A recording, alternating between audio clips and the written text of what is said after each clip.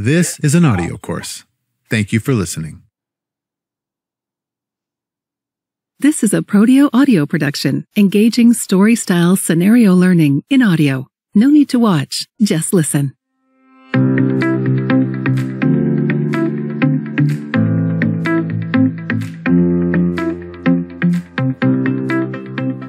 Hi, and welcome to Building an Ethics-Based Culture, conversations in the boardroom and in the hallways. I'm Brian Friedrich. And I'm Laura Friedrich. Let's start by looking at why having an ethics-based culture is important.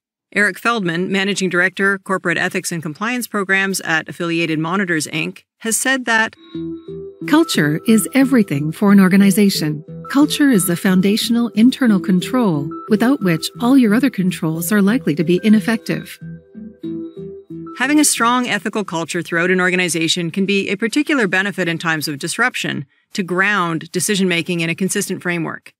So let's see how, in our professional capacity, we can help improve the ethics-based culture in our organizations.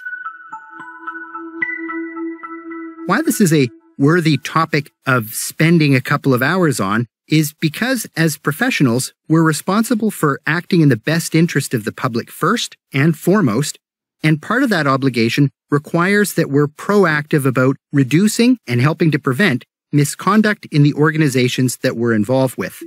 Studies conducted by organizations like the Ethics and Compliance Initiative over the years have found that employees of organizations with strong ethics cultures were significantly less likely to feel pressure to go against standards, were also much less likely to witness misconduct, and were significantly more likely to report issues when they saw them. Specifically, in one survey, employees in organizations with strong ethics cultures were almost 70% less likely to have observed ethical misconduct in their organization within the previous year.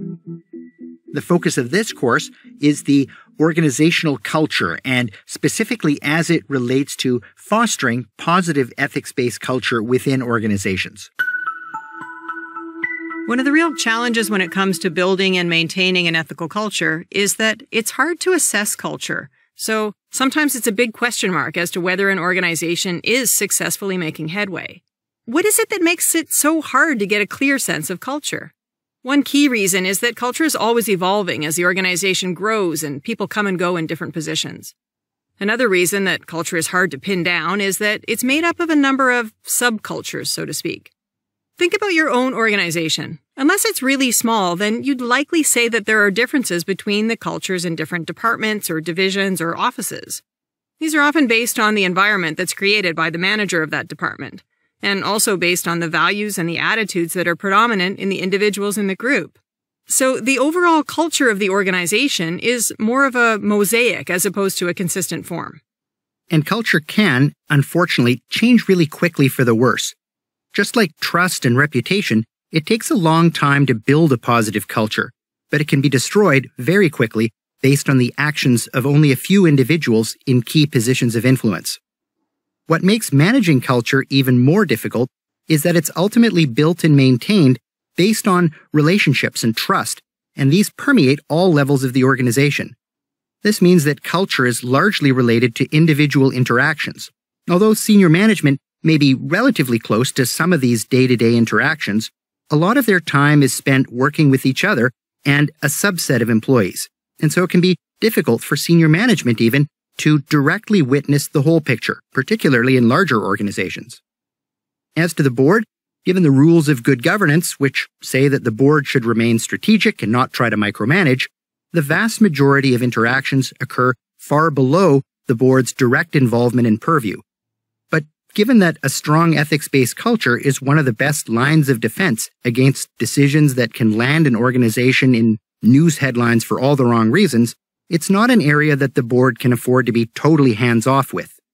So then, how can the board and senior management work together to manage culture and watch for signs that culture might be turning toxic? This chapter focuses on these senior leadership roles, both senior management's role in building and maintaining a strong ethical culture, as well as the board's oversight role. We'll focus on the conversations that go on in the boardroom, and in some cases outside of the boardroom, that set the tone from the top and oversee and drive ethics culture. Each module will include a scenario to get you thinking about the issue, So we'll be role-playing a conversation for you, and then we'll debrief and explore each topic more fully. And we'll make the assumption right up front that the board and senior leadership as a whole genuinely want to promote an ethics culture and make decisions that are ethically justified. This needs to be the starting point. It's challenging enough to develop a solid ethics-based culture when you want to. But if senior leadership seems ambivalent towards ethical conduct or, worse, demonstrate disrespect towards such initiatives, then there's really no chance that the organization will be any different. So as Laura said, in the first chapter, we'll be focusing on the board and senior leadership. And then in chapter 2, we'll move to what we're calling the hallways level, meaning the more day-to-day interactions among employees at all levels and the decisions that flow from there as they work together. So we're not trying to be literal here and say that the real work only gets done in the hallways. We're just wanting to distinguish senior leadership decision-making from that happening in the more mid and ground levels. In this context, we'll explore how culture impacts all levels of an organization with respect to how culture is perceived and operationalized by employees as they go about their daily roles. And throughout the 2 chapters, we'll be looking for strategies and experiences that help make sure that the conversations in the boardroom are consistent with those in the hallways. So we'll spend the last couple of modules of the course tying this all together by sitting down to speak with some respected individuals in various roles, and we'll get their take on some key issues around how culture is managed in their organizations. Any discussion of organizational culture invariably starts with addressing the tone from the top. A strong ethical culture relies on having the board and senior management consistently demonstrate their commitment to acting in a way that is socially responsible and reflects integrity. It has to be more than just writing a mission statement that expresses ethical values. Those values have to be apparent to all employees at all levels. Ralph Waldo Emerson, a philosophical writer from the 1800s, said, "What you do speaks so loudly that I cannot hear what you say." So if senior management is seen to choose profits over doing the right thing, and the board supports their decision, either explicitly or implicitly, employees in the company are going to be much less likely to be concerned about adhering to the stated values themselves. Consistency and alignment of senior leadership is essential if we're going to build and maintain a strong ethical culture. The only way to make this happen is for the leadership team to genuinely share those values and be able to work through differences to end up with good decisions. So on that note, let's run our first scenario. Going to listen in on a board meeting that's happening at a small public company, Whitecap Household Products, Inc. As you listen to the scenario, ask yourself, how well aligned is this board? All right then, everyone. It seems that the presentation in your board package was pretty complete. So unless anyone does have a question or comment on this item, I'll call the vote on this. The motion on the table is to approve management's recommendation to discontinue our research and development efforts towards what we were calling the new Envirotone cleaner and focus on continuing to improve our existing Clean Suds product. Can I have a show of hands? All in favor? Thank you. Opposed? None. Okay, so the motion is carried unanimously. Thanks, everyone. Next on the agenda, our COO, Jennifer, is here with us to provide a summary of her report on the results of the new performance metrics. Jennifer? Okay, so as all of you know, my team introduced a few new performance metrics last year that the board approved. The results were included in your board package, but I wanted to cover a few highlights, and then I'll try to answer any questions you may have. The new metrics were put in to support our ESG reporting initiatives. Obviously, we're still reporting financial metrics for profitability, but we're now also tracking and reporting environmental metrics related to our waste production and estimated carbon footprint, as well as the metrics that pulled directly from the Equity, Diversity, and Inclusion Initiative that Juan reported on for you earlier today. I'm happy to report that we've exceeded all of the targets set for each quarter, so it's been a great year. In fact, we beat most of the targets by at least 20% without missing any of our profitability targets. So I'm really proud of our staff and their dedication for making these results happen. Thanks, Jennifer. Any questions or comments for Jennifer? Ted? Thanks, Corinne. I just want to recognize Jennifer for all her work and leadership in this area in implementing the new reporting metrics. I know we gave you a tough challenge, but you and your team pulled it off with flying colors, so thanks for that. Well put, Ted. Any other comments or questions? No?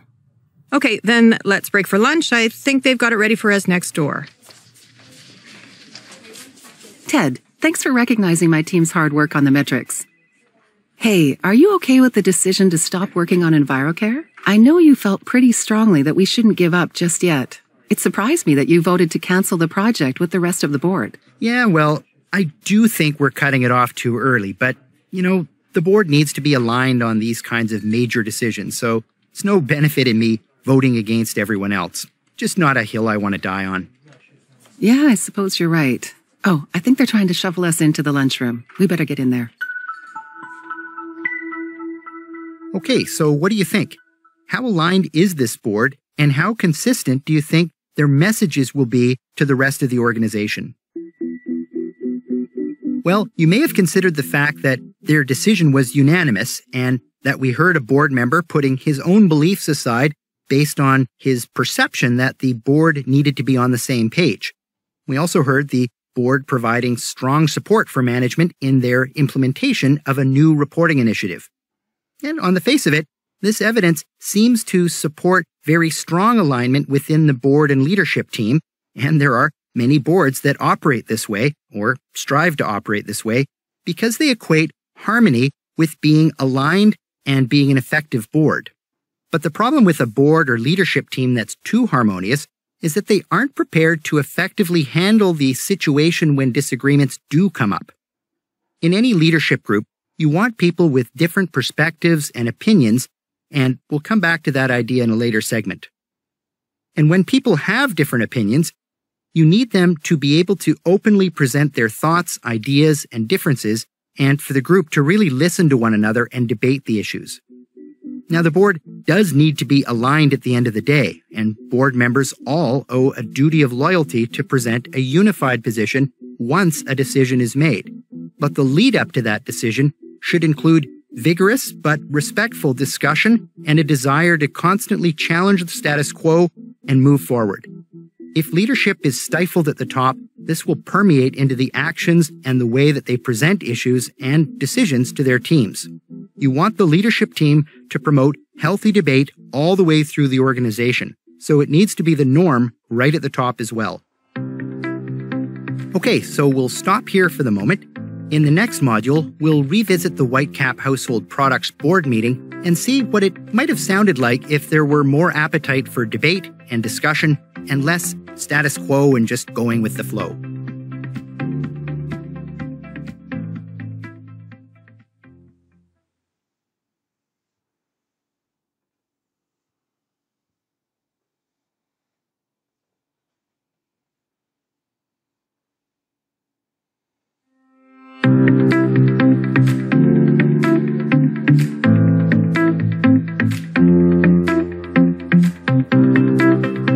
Welcome back. In the last module, we listened in on the board meeting at Whitecap Household Products, and we talked about the need for debating and working through issues rather than just burying differences of opinion for the sake of board congruence. Let's pick up in the middle of that scenario again and try to illustrate some of these ideas. We'll go back to the point in the scenario where there's a motion on the table to approve management's recommendation to discontinue R&D work on the new Envirotone cleaner and instead focus on continuing to improve their existing Clean Suds product.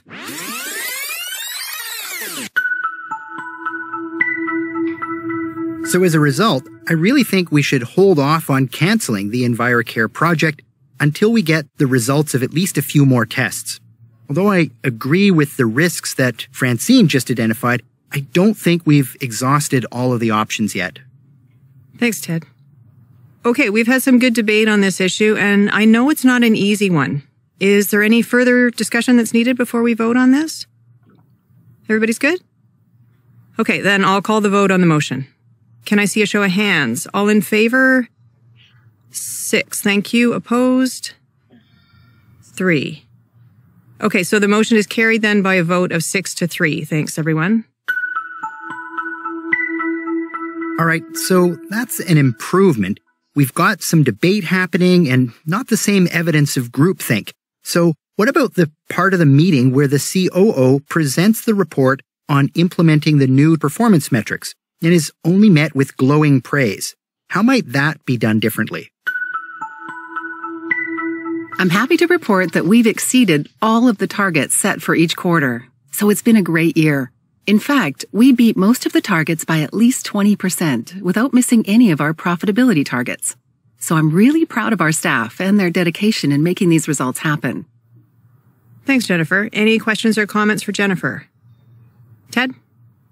Thanks, Corinne. Well, first off, I want to recognize Jennifer for all her hard work and leadership in this area and implementing the new reporting metrics. I know that was a lot of work for you and your team, so thanks for that. But I did also want to raise an issue that I think we need to look at more closely in the future. If the team managed to well exceed each target, then perhaps we need to revisit the targets and ensure that they actually represent challenges to strive for. That's, to me, the only way that the targets are going to be real incentives for improvement. Okay, thanks for that, Ted. Richard? Ted, I hear what you're saying, but I think we also need to consider that we're reporting these results to a broad range of stakeholders, so missing targets would look pretty bad. Also, we need to be a bit careful with how we use metrics to incentivize staff decisions. The last thing we want is to set targets that are so high that staff feel the need to take undue risks just to meet them. Go ahead, Ted. True, there's definitely a bit of balancing that needs to go along with this. Corinne, can we just make sure that we put this on the agenda for the strategic planning retreat next month? I think that we need to devote some time to revisit the issue now that we've got some results to work with. Sure thing, good idea. And I see other folks nodding agreement as well. Okay, any other comments or questions? No? Okay, then let's break for lunch. I think they've got it ready for us next door. Ted, thanks for recognizing my team's hard work on the metrics. And sorry you were outvoted on the decision to stop working on EnviroCare. I know you felt pretty strongly that we shouldn't give up just yet. Yeah, well, I do think we're cutting it off too early, but, I made my case and we had good debate, so that's fine. It's not the first tough call that we've had to make, and obviously it's not going to be the last. But at the end of the day, the board has to speak with one voice, so I'll obviously stand behind the decision that was made.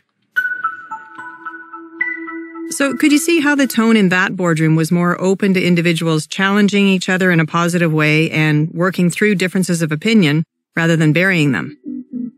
As we said earlier, having a board and senior leadership team that can openly debate issues and where everyone's opinion is not just encouraged, but actually expected, this can help an organization excel and make better decisions. And it's not just strategic decisions, it definitely relates to ethical decision-making as well. When tough issues come up, if the board is comfortable challenging each other's thinking, it's much less likely that groupthink is going to take over, or that the less confident members are going to feel too intimidated to speak up. So we definitely don't want to wait until we hit a major ethics dilemma before we start trying to foster this type of culture in the boardroom and in senior management meetings. It needs to be something that we do continually, and that takes commitment and practice. And there's also a tie here to the larger issue of board and leadership diversity. That'll be the subject of our next module, so we'll park that discussion for the moment. We'll revisit the tone from the top when we consider conversations in the hallway in Chapter 2. In that chapter, we'll be concentrating on how the tone from the top percolates throughout the organization. As we said earlier, we need the same type of open discussion at all levels of the organization so that all employees feel empowered to speak up and so that differences of opinion are channeled into positive decision-making. But what's next at the boardroom level? In other words, once we've recognized the importance of setting a consistent tone while also working on allowing open and honest communication in meetings and other discussions, what else do we need to do to develop and maintain an ethical culture? Well, one of the next steps needs to be to look at the policies and procedures in place and make sure that the tools and resources are available to carry out and support the message and mandate that senior leadership wants to instill.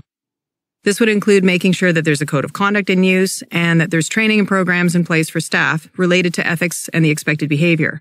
The tools and resources may also include an anonymous whistleblowing system or a Speak Up, Listen Up initiative and so on.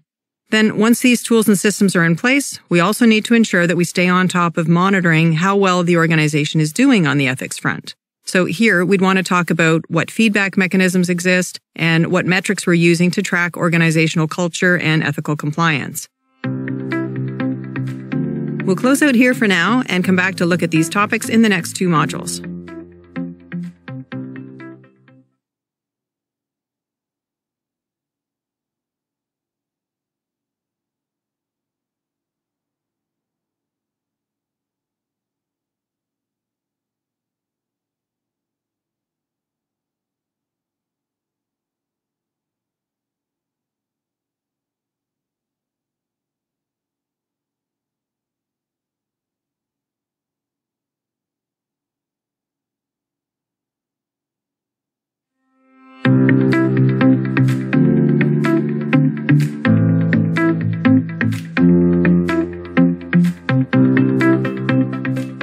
Welcome back.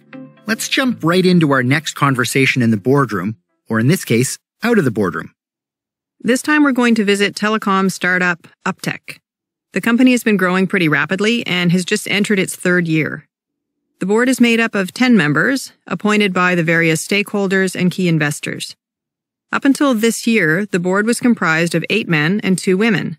But this year, a few board members' terms have expired and 3 new directors were appointed.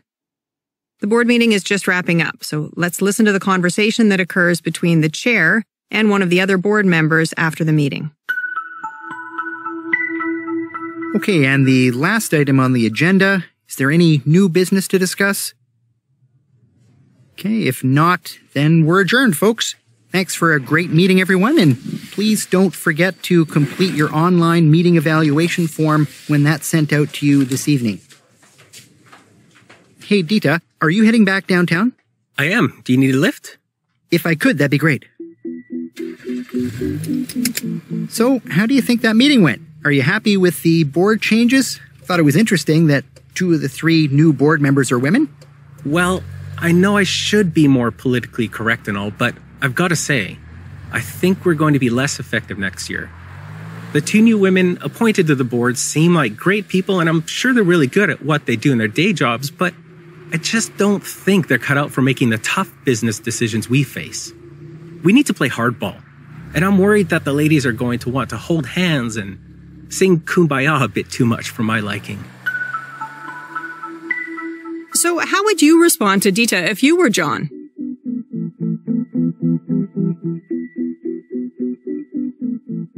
This is a really tough kind of situation because it's not that likely that you're going to change his opinion, at least in the short run. Biases like this are deep-seated, and they can be toxic at the board table and elsewhere, of course. It's obvious that in order to generate the greatest talent pool possible, boards should be striving for a significant level of diversity at the table. And this is especially true for boards of organizations that are facing challenges that require innovative thinking, because the best way to come up with a creative idea is to get a group of people together that bring different perspectives. And when we think about the skill set that's needed by today's organizations at the governance level, consider how society's expectations of organizations have shifted. The notion that the corporation's only goal is to provide returns to shareholders is outdated at this point. Being financially strong and stable is still fundamentally important for an organization to grow and to thrive, but there's as much or even a greater emphasis on corporate social responsibility. More and more, society expects organizations to be part of the solution and not creating the problems. And what that typically means is that employees, consumers, and the public at large expect organizations to show environmental stewardship and strive for sustainability and actively promote social justice. And the best way to meet these expectations is to ensure adequate diversity in decision-making at the board table and through senior leadership. Another way to think about this is that, given that organizations need to be responsive to a broad group of stakeholder needs, it's important to reflect the diversity of those stakeholders in the leadership team so that you have direct access to the perspectives that you're trying to respond to. You need people who can think like your stakeholders. There's a wise saying that if you have 10 people around a table and they all come up with the same answer, then you've got 9 too many people. And another way to frame that is that an organization's board is going to have to deal with some challenging issues, and you can realistically only have a certain number of people on the board before you lose efficiency altogether. So say you've got 10 people on a board. Well, if you're going to be faced with tough and varied challenges, and you can only have 10 people to make those decisions together, you better be able to get a group that can bring all the different viewpoints that are worth considering to that table. Plan well to get the expertise you need from broad backgrounds, get different ages, different genders, cultural backgrounds, physical ability levels, and so on, so that everyone can contribute to developing the best strategic responses possible. Don't waste those 10 spots just by adding more of the same. And we want to comment briefly on some of the research that's been done on the success of diverse boards. In the past, research tended to focus on trying to determine success purely on the basis of financial results. And there were studies that found that organizations with more diversity had better financial results and so on. But a lot of the studies were inconclusive, or they showed no difference. But maybe those studies were asking the wrong questions altogether. A couple of prominent Stanford University legal scholars, Deborah Rode and Amanda Peckel, also reviewed the research on whether board diversity leads to better financial performance. And this is what they wrote about the issue. Research is lacking on the relationship between board diversity and long-term stock price performance, which is the gold standard measure of shareholder value. Perhaps it should not be surprising that studies of the complex relationship between board diversity and financial performance are inconclusive, given that a direct relationship between various other aspects of board composition and performance has been similarly difficult to establish. Given the limitations of these studies, many commentators believe that the business case for diversity rests on other grounds, particularly its effects on board decision-making processes, corporate reputation, and governance capacities. A common assertion drawing on research on small group dynamics and studies of board process is that diversity enhances board decision-making and monitoring functions. The basic premise is that diversity, whether through representation of different strengths, consideration of different concerns and questions based on varying life experiences, or signaling that enhances a group's ability to handle conflict, may lessen the tendency for boards to engage in groupthink, a phenomenon in which members' efforts to achieve consensus override their ability to assess alternative courses of action realistically. So the authors spoke of board success in terms of decision-making processes, corporate reputation, and governance capacities. Having strengths in these areas can be particularly beneficial when a board is faced with unusual challenges or unexpected crises. These characteristics are key to resilience. So then maybe it's more beneficial to concentrate on the underlying differences in things like leadership priorities and styles to see how the increased diversity can help our organizations improve. The Ethics and Compliance Initiative did some research a while back that was focused on gender differences in ethical leadership. And their research included surveying employees about the priorities of their senior leaders and using this data to draw conclusions about the priorities of male and female leaders and how those might differ. It's interesting to note that there were more similarities than differences found. Most male and female leaders prioritized business integrity, meeting business goals, and ensuring employees were treated fairly. It wasn't until we got down to some of the finer points where significant differences were noted, such as women leaders placing a significantly higher priority on using the company for positive change. Similarly, the leaders' crisis management priorities were the same regardless of gender, sustaining the company and maintaining integrity in business. But the order was swapped, with female leaders perceived to prioritize integrity first and male leaders prioritizing sustaining the company first. So again, leaders were found to have strongly similar priorities, but with some subtle differences that may impact decision-making. And that brings us back to Dita from our UpTech example that started this module. If he's not able to be forward-thinking, then having more diversity is not likely to change his decision-making at all. But if the organization as a whole is committed to improving decision-making processes, protecting and enhancing its reputation, and practicing good governance, it'll build a culture that attracts more people who value open debate and encourage challenging the status quo. A more progressive approach overall should improve leadership decision-making, and that will naturally open more and more doors for diversity of all kinds. And maybe even result in less and less thinking of Dita's sort. You may have noticed the similarity between this scenario and what went on at Uber in June of 2017. An all-staff meeting was being held to address widely reported issues of sexual harassment and racial discrimination that had been plaguing the company for the past several months. The company had hired a law firm to make recommendations on how to effect much-needed changes in the organization, and Uber's CEO, Travis Kalanick, had decided to take an indefinite leave of absence, likely due to some of the report's findings and recommendations. Uber had also appointed Nestle executive Wan Ling Martello to its board, making Martello the second woman on the board after Arianna Huffington, founder of the Huffington Post. But in the meeting, when Huffington was talking about the addition of Martello to Uber's board, she said that data showed that once a company had one woman on its board, it was more likely to have a second. Another board member, venture capitalist David Bonderman, interjected and said, quote, "Actually what it shows is that it's much likely to be more talking." A recording of that all-staff meeting was leaked, and the outcry was significant, as you can imagine, given the microscope that the company was under at the time. Bonderman released a statement that evening and called his earlier comment, quote, "careless, inappropriate, and inexcusable," and he said that he understood, quote, "the destructive effect that it had." He resigned from Uber's board saying, quote, "I do not want my comments to create distraction as Uber works to build a culture of which we can be proud." He also added, "I need to hold myself to the same standards that we're asking Uber to adopt." So that example really drives home what the Stanford professors were talking about in terms of diversity issues being tied to reputation.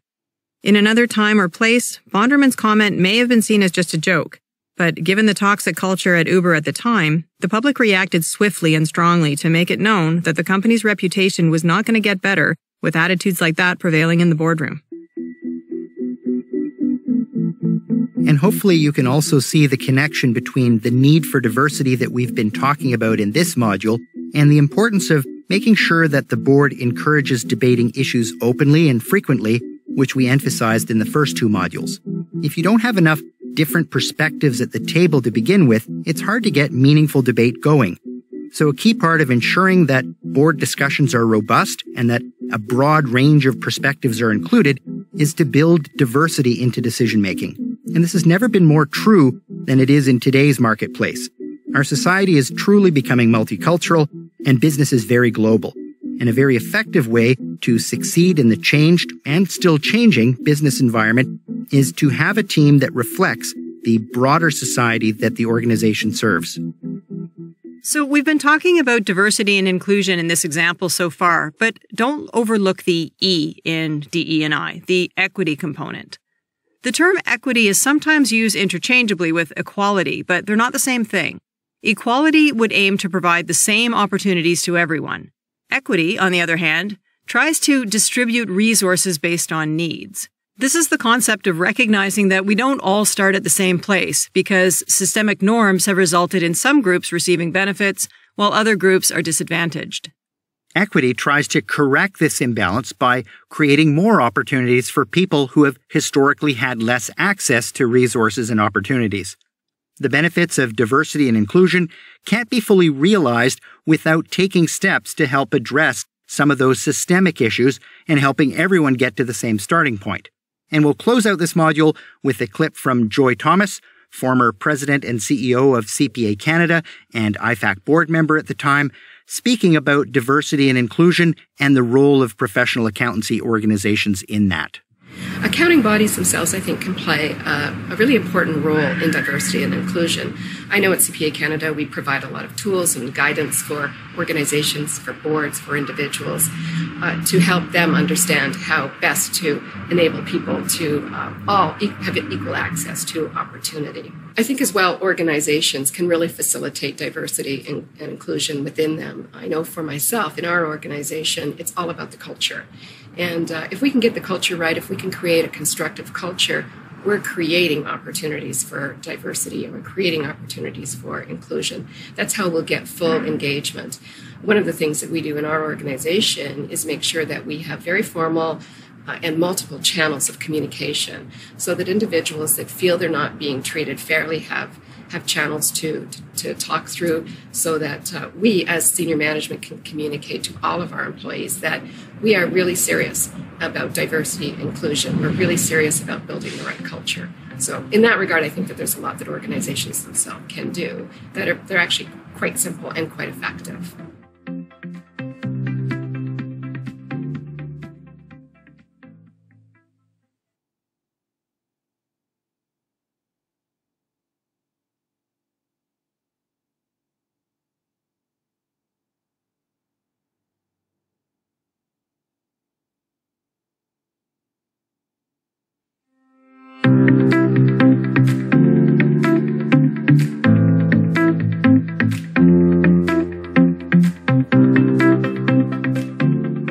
We'll devote this fourth module to the tools and systems that senior leadership can use to build a solid ethics program. But first, we need to recognize that every part of an ethics and compliance program has to tie back to the mission, vision, and values of the organization. Those have to be the central driver, and all of the requirements, the resources, and the communications need to be consistent and supportive of those statements. What this also highlights, of course, is that the mission, vision, and values themselves need to be worthy of holding that central role, meaning that they actually do need to reflect the true character of the organization senior leadership is striving for. Having and clearly stating a purpose that goes beyond profits is essential if you're trying to build a team that has true buy-in. Particularly in today's world, employees want to work for an organization that they believe in, and they want to make a difference for clients or society. Individual monetary incentives are still a big part of the equation, of course, but at the end of the day, if we want a team that sees themselves as part of the long-term success of the organization, rather than focusing only on their immediate financial gain, we've got to give them a cause to be part of. So assuming that the mission, vision, and values are suitably inspiring, then we can start pulling together a framework of tools and resources that form the organization's ethics and compliance program. And when we're undertaking this exercise, you can think about what we're trying to do in terms of two primary objectives. First, we want to have a structure in place to encourage ethical behavior and decision-making, and as a result, discourage behavior that goes against the organization's values. At the same time, though, we need to recognize that we're likely going to have some form of misconduct at some point. So our second goal is to make sure that if an issue does occur, staff are motivated and able to take action and to report the issue to the appropriate person within the organization. So let's look at these two organizational objectives in more depth. How do we motivate employees to make the right decisions and deter them from making unethical choices? Well, a key element of this is to make sure that all employees know what's expected of them. So here's where having a code of conduct for the organization fits. Let's go over a few key points about codes. First, the code needs to apply to everyone in the organization. That part is pretty obvious, but it also needs to be relevant to every role. So that may mean that there are general requirements that apply to everyone, as well as specific, contextualized sections that apply to certain groups, such as board members or subcontractors. It's also a good idea to include overarching principles in the code rather than just having rules. Having principles ensures that readers get a good sense of the underlying objectives that the organization is striving for. Second, the code needs to be a living document, not a binder that collects dust on the shelf or a PDF tucked away on an intranet somewhere, as the case may be. The only way for this to happen is for it to be used on an ongoing basis as a guiding document. For example, in some organizations, management's business plans and recommendations include an ethics compliance section. If this type of review is undertaken, then the code will be used as a key resource, which means that there's ongoing feedback on how to make it more relevant and user-friendly, and there's also an incentive to ensure that it's kept current. And third, the code needs to be consistently enforced and seen as relevant in terms of accountability.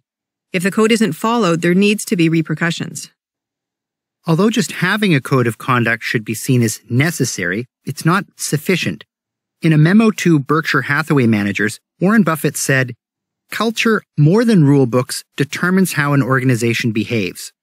So how can we promote a culture that's aligned with the expectations in the organization's code?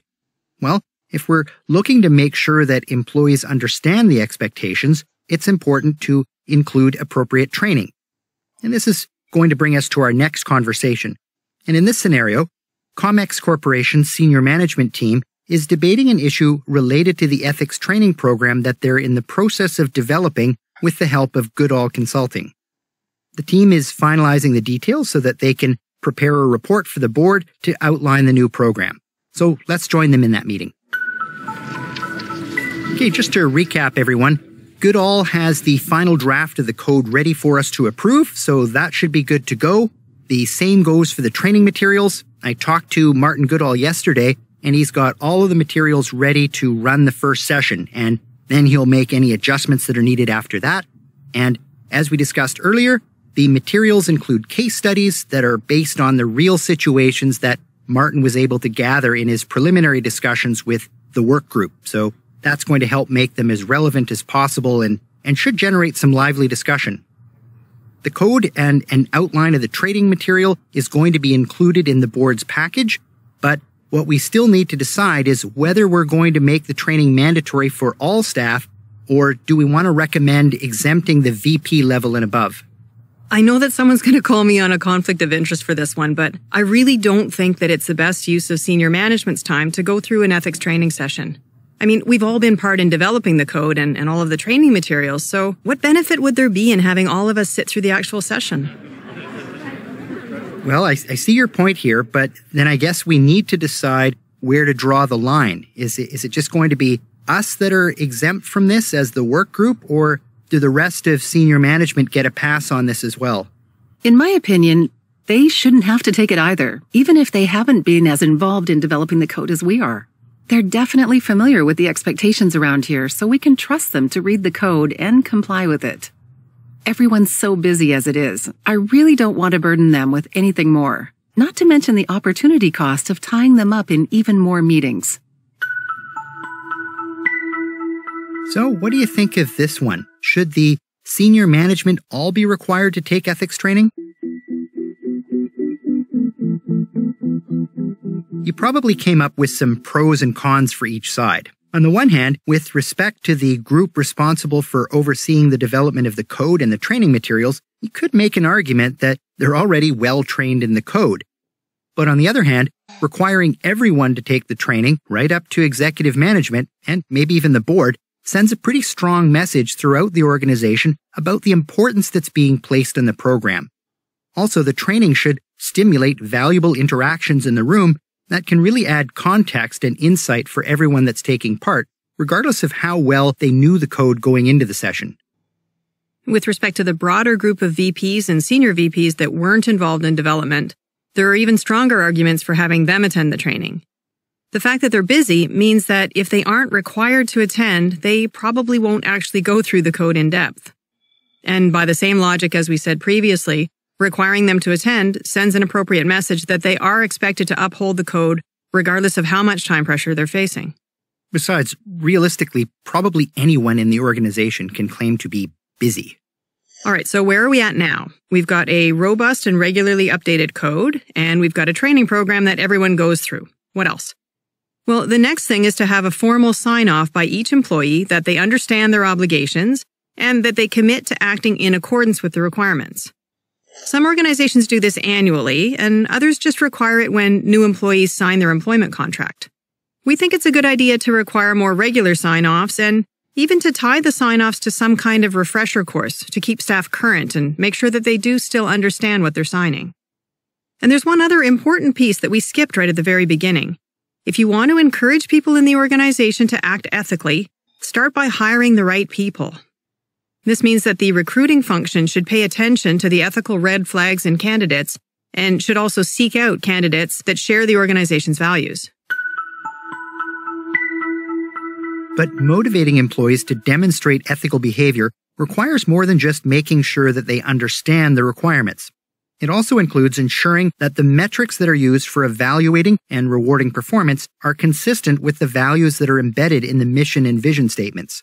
Claiming to be client-centered, but then setting performance goals that relate to profits rather than customer satisfaction is counterproductive at best. A clear illustration of this was the CBC report on the TD Bank that broke in the spring of 2017. Employees of TD, mostly tellers and financial advisors, contacted CBC about pressures they faced to meet unrealistic sales targets. Many had admitted that they acted unethically and in some cases illegally, for example by adding products and services to clients' profiles that didn't require client signatures, or by understating risks of investments, pressuring clients to agree to products that they didn't need, or otherwise lying to clients. We were contacted by 2 TD managers and a teller who say they're under intense pressure to sell customers products. They say every time a customer comes up to a teller's counter and enters their PIN, the teller's screen comes up showing what products that customer hasn't yet signed up for. And the teller is expected to convince the customer to do just that, sign up for a credit card or a line of credit or overdraft protection. The tellers say if they don't meet quarterly sales targets, they could be fired. Now, the bank employees say there's always been an expectation to sell products. It is a bank and it has to make a profit, but that the pressure to sell to customers has increased in recent years. For several years now, interest rates have been low, so banks are making less money on mortgages and other loans. And after the 2008 meltdown on the financial markets, Canadian banks became required to hold on to more capital to prevent a future market turndown. And TD's response? Well, initially they stated that all employees are required to follow the code of conduct, as well as denying the allegations as follows. No one from the TD Bank Group would give us an interview. In a statement, they denied allegations that tellers are selling customers products they don't need. And in fact, they say customers have told the bank they want TD to be proactive about services and options that might be available to them. Last week, TD posted its fiscal first quarter earnings. They were up 14% from a year ago, making it now the biggest bank in Canada in terms of its assets. A chunk of that profits came from its retail sector. But after thousands of emails were received by CBC and the news stories engulfed all of the major Canadian banks, TD changed their tune. In TD's latest response, it says, "We take the feedback we have received in this area very seriously. We will review all of the concerns raised, and we are committed to doing the right thing." The TD example highlights the clear need to ensure that performance targets align with the stated mission of the company. Otherwise, the culture will be driven by the wrong forces, regardless of what the rulebook says. We've covered some of the elements that help motivate behavior in line with ethical values. But what about the other side, encouraging employees to speak up when they do see something? More recently, this notion of a speak-up culture has been broadened, and we now often refer to a speak-up, listen-up culture, emphasizing that putting the onus on employees to say something is really only half the battle. The other half is that the person receiving the information needs to understand the message and do something about it. So how do we nurture this kind of environment? Well, first off, we need to make sure that there are clear ways available for employees to report their concerns and well-established policies and procedures that guide these kinds of situations. This starts with clear messaging to employees that bringing up concerns when they see potential wrongdoing is expected of them. But you also need to choose your listeners wisely and train them to handle the situation. You want people who are seen as approachable by staff, and ultimately they need to be individuals who employees trust and respect. Then, once an employee has raised an issue, there needs to be a structured process for what happens next, to move the issue up the line as needed to the person or group that can ultimately deal with it. One of the things that can kill a speak-up culture is if issues are reported but nothing happens. This can be tricky, however, as there's often a fair amount of privacy and confidentiality required around reported issues, and it's not always possible to keep the reporting staff member apprised of the action that's being taken. Also, employees want to see a rapid response, but these investigations generally take some time. Notwithstanding these challenges, it's important to be both as transparent and expeditious in your process as you can. But even the best laid-out system is still going to run into challenges. One of the main reasons why employees don't come forward is that they fear retaliation, and unfortunately, as it turns out, for good reason. The Ethics and Compliance Initiative's 2021 Global Business Ethics Survey found that 61% of global respondents and 79% of U.S. respondents experienced retaliation after reporting misconduct that they saw. So how likely do you think people will be to come forward again after being retaliated against the first time? So reducing the threat of retaliation has to be high on our priority list. And here too, culture clearly plays a big part. It's important that we acknowledge fears of retaliation and that we take retaliation seriously. It needs to be seen as serious misconduct in its own right. Given the threat of retaliation and the negative impact it can have on reporting, many organizations have turned to anonymous whistleblowing systems to provide staff with an additional option to report potential misconduct with less fear of reprisal. Confidential third-party providers like Clearview Connects and Confidence Line can manage the process and provide multiple ways of reporting to increase employee comfort and willingness to report. We'll revisit whistleblowing systems a little further on in Chapter 2. Just to recap then, the tools and resources that we need in our organizations to build and maintain an ethics-based culture that aligns with an organization's mission, vision, and values can be grouped into two main categories. Those that help encourage appropriate behavior and discourage misconduct, things like the code of conduct, training programs, and annual sign-offs and so on, and those that encourage reporting and reduce the threat of retaliation, such as having a well-laid-out process for addressing reports and implementing a whistleblowing system.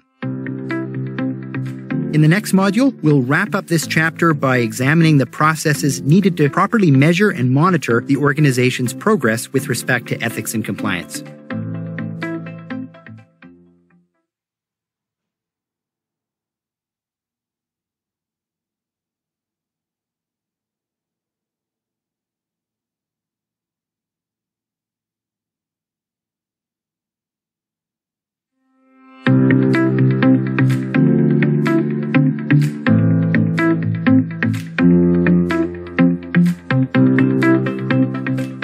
Let's turn our attention now to measuring, monitoring, and accountability, and those parts of the equation. This sort of is the last link in the chain that we'll talk about from the senior leadership perspective. We started with the tone from the top and diversity strategies, and then we worked through the policy and resources pieces of the puzzle. So now let's assume that we've put all those into place. You've got a code of conduct that's regularly reviewed and updated. You've got a robust training program in place, and you've got clear ways for employees to speak up about issues and concerns. So how do you know whether any of this is working in terms of having a positive and sustainable impact on the ethics-based culture? Well, just like with any system or program you put in place, you should come up with monitoring methods and performance metrics to track and manage progress. Otherwise, you end up having no concrete information about how well your efforts are paying off, and you can't easily adapt the program and make adjustments. You also need this kind of monitoring and measuring in order to be able to recognize and celebrate success and reward those responsible, as well as holding people accountable for meeting the organization's expectations in terms of behavior. We also don't know if we're allocating organizational resources, both time and money, in the best way we can. So for a lot of reasons then, we can't just assume that our efforts are working and that people are making decisions in line with the stated values in the code. There are a number of ways to go about measuring ethics and compliance, and some are more objective and quantitative, whereas others are more qualitative and subjective. None of these methods is perfect because culture itself is not something that can be precisely quantified or tied up neatly in a package. So you'll likely want to include a mix of approaches and then connect the dots, so to speak. An article from Deloitte's Center for Board Effectiveness talks about recognizing the warning signs of a toxic culture, and it recommends monitoring what the authors refer to as a number of culture indicators. When these indicators are evaluated together, they can provide a dashboard of the organization's culture and subcultures. Remember that there tend to be subcultures on a department-by-department or office-by-office basis, so we'll want to ensure that all groups are included in the measuring and monitoring plan. The recommended culture indicators include a mix of statistics and anecdotal tools, and most of them are pretty common ones that we'll talk about in a minute.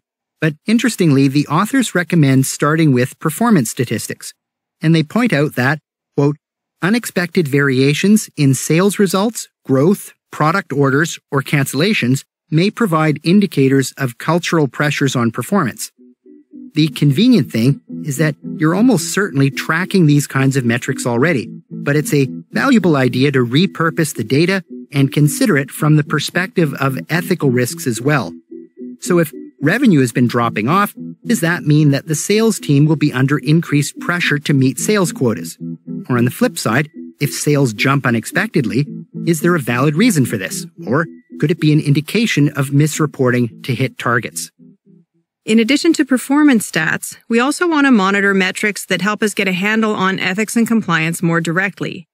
So one thing that we can and should do is track the number of ethics-related complaints or reports that are received. This would include reports that are filed on whistleblowing systems, employee complaints, and customer complaints that relate to ethics situations. This would obviously also need to include any instances of non-compliance with laws and regulations, or breaches of client or supplier agreements that negatively impact the organization's reputation in terms of integrity and trust. And some other numbers that we need to keep an eye on are the human resources stats that help give us ideas about the underlying mood in the organization. These would include staff turnover, absenteeism, and the number of staff who are on extended leave. We spoke previously about the problems at TD and the other banks, and in those news reports at the time, one of the things that staff commented on in their emails to CBC was that there were a significant number of staff out on stress leave. And when you see that kind of trend, long-term leave numbers increasing or being higher than what would be considered normal in an organization that's similar to yours, it's time to ask some serious questions to find out what's going on. There may also be specific targets related to areas such as diversity and inclusion. Ian Graham is a senior vice president at BAE Systems, a defense and aerospace company. Let's listen to Mr. Graham explain how BAE Systems monitors diversity and inclusion. We launched what we call a diversity and inclusion maturity matrix, which, on the one end of the spectrum starts with, do you comply with all of the laws and regulations that you're required to comply with? And at the other end of the spectrum ends with, do you have the cultural adaptation of D&I where you don't even have to talk about it anymore? It's just so embedded in the people and the operations that it's like air, and it just becomes part of who you are. And so in that spectrum, where are you? And we actually measure ourselves. It's a little bit subjective, but it's at least a scorecard that we can use. And because in the engineering culture, they have to be able to measure these things. So those are some of the tools that we've used. And the byproduct of that, of course, is that this is the message from on high, from management, saying these are the things that we want to strive for. These are the things that are important. And we're actually going to look for information that tells us, are we progressing or not progressing? In the qualitative or anecdotal category, we can look at feedback from customers and suppliers, and any other key stakeholders that share valuable opinions with us. Customer satisfaction surveys can be particularly insightful, and you can include specific questions about the customer's perceptions of how well the organization is doing on the ethics front. This can give you important data on the risk of reputational damage based on how ethical the company is perceived to be. It can also be one of the better ways of finding out if the values that senior leadership wants to demonstrate are actually being reflected in the day-to-day decision-making that customers see. Employee surveys can be another important tool, especially if they're anonymous, of course. The message from senior leadership has to pass through middle management, and employee surveys can tell you whether that message is being faithfully represented or whether middle managers are just paying lip service but actually not walking the talk, as they say. If the organization is aligned from top to bottom and the ethical culture is strong, more junior-level staff will feel supported and valued in making the right decisions, and they'll express greater respect for leadership. And we should mention that we hear a lot about using surveys, but there are other ways to find out what customers and suppliers and employees think. Many organizations now devote resources to monitoring what's being said in social media venues. Most large organizations have a full-blown social media strategy to manage their online persona, so to speak. But even smaller companies need to pay attention to what's being said online, for example, on sites like Glassdoor and LinkedIn. As an example, when we were doing some research before buying a piece of heavy equipment, we'd narrowed down the decision to 2 manufacturers. What became the tipping point in our decision was reading a series of blog posts written by current and former employees of one of the 2 companies. As an example, one employee said, The company has a lot of talented and bright people, and they're an innovative company in some ways. But drama is a regular occurrence. Management encourages employees to be at each other's throats. Priorities shift constantly, and low wages means that production staff don't last long. Management's ethics are questionable at best. Cash under the table is not uncommon, and the company is rife with bullying and discrimination. There were no particularly positive comments, and we saw frequent mention of low wages and high levels of turnover in both management and production staff. Big surprise, we ended up choosing the competitor's product.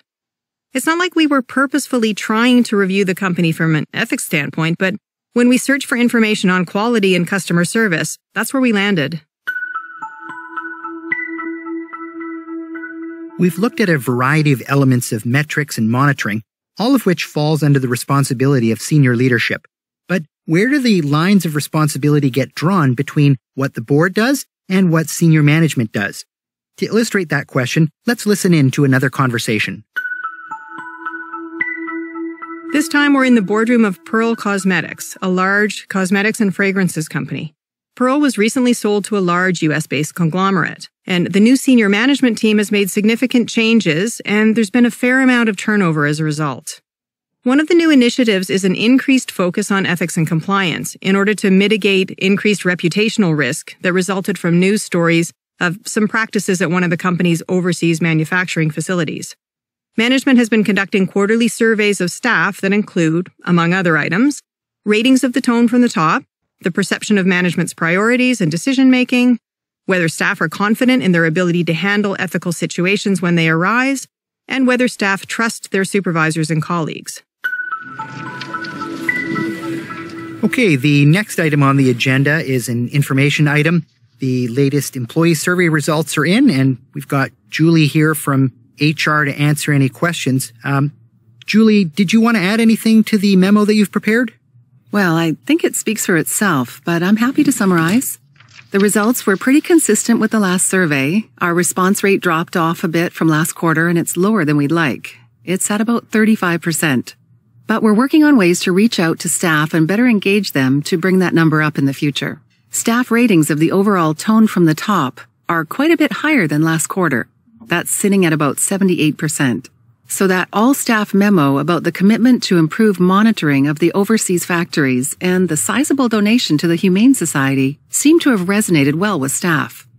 The numbers on the employees' trust in their immediate supervisor is the only other number that changed significantly.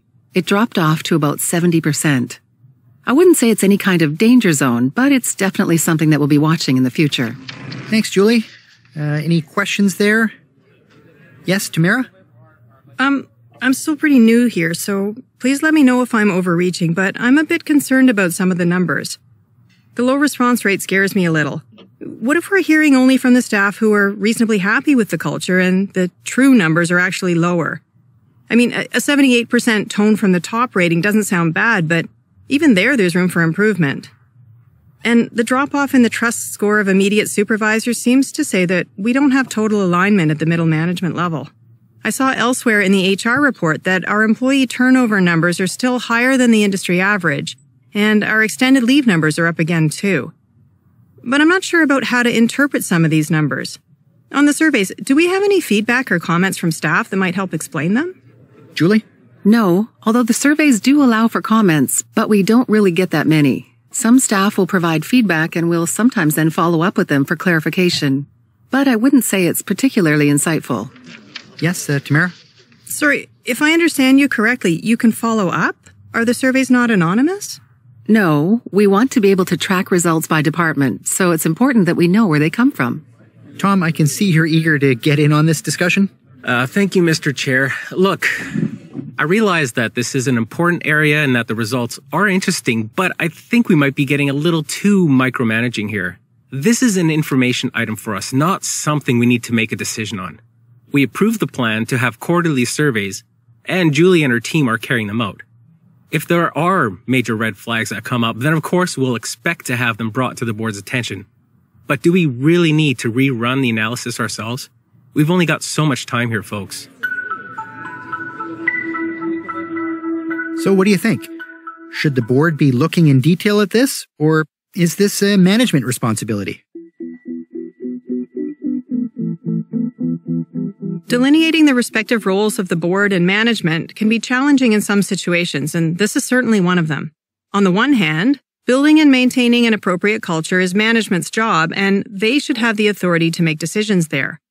But management oversight is, of course, the board's role. Ultimately, it comes down to how confident the board is that management is adequately managing culture. Pearl Cosmetics is in a high-risk situation, given that the company has had a significant problem with negative media. The board should recognize that the ethical culture is a key risk area, and as it has a distinct impact on reputation and brand, which can ultimately sink a company if things go badly. In the case of Pearl, Tom said that the board would expect to be notified if major red flags came up, but it looks like those red flags may already be waving, as Tamara has identified. Higher than average turnover numbers and increases in extended leaves could be real warning signs, and the fact that the surveys aren't anonymous likely do have a chilling effect on the staff's willingness to voice their concerns, as evidenced by the lower than anticipated response rate than should be expected for an internal survey. So although the board doesn't want to be micromanaging, nor should it, this situation still warrants some additional probing questions on the part of the board to ensure that the business risks are being adequately addressed and that management is performing responsibly. This, like many situations, comes down to a balancing act. Okay, the last thing we need to talk about in this section is the accountability part. One of the best quotes that we've read on this comes from a lawyer by the name of Michael Volkov, who said, "A corporate culture without accountability is doomed to crash on the rocks of cynicism." What he was saying is that if employees don't see that ethical failings have repercussions at all levels of the organization, they aren't going to have the confidence that senior leadership really means what it says. So this means two things. One, that the results of the monitoring and measuring actually need to translate into real changes and improvements in the organization. And two, that ethical or unethical behavior and decision-making need to be apparent in the performance reviews of all employees and in the results of those reviews.